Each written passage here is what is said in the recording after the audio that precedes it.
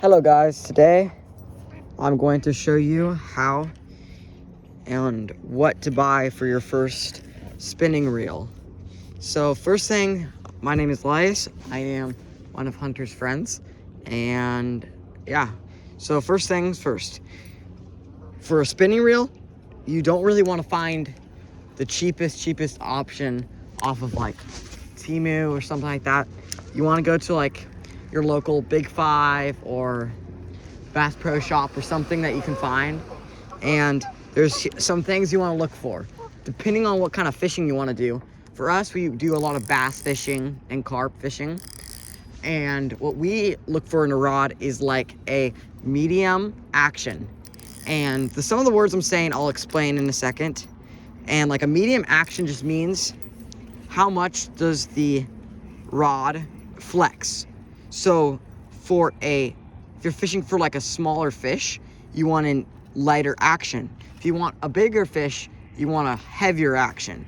That just means how much it twitches when the fish is on.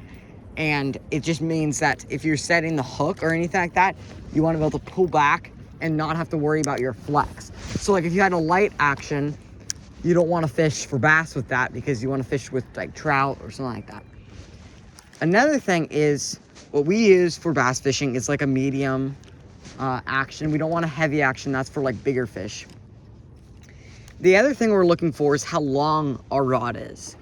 If the rod is about 7 feet or like 6.5 feet to 7 feet, it's a great rod for bass fishing.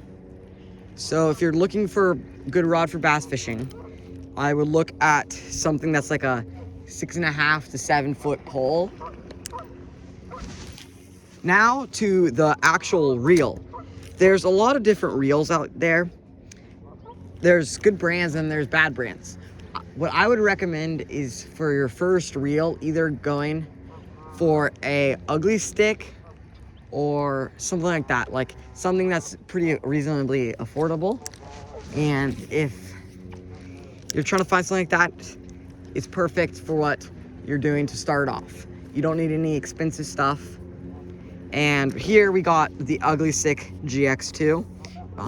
And this is a good rod for a beginner. I've been using this for a little bit. And another thing you want to look at is the gear ratio. That doesn't matter as much. You want something to be about 5.1, 5.2 to 1. Or something a little more, like the bigger the number, the better it is, but it might be more expensive. So like a really nice rod has like a 7.1 to 1 ratio.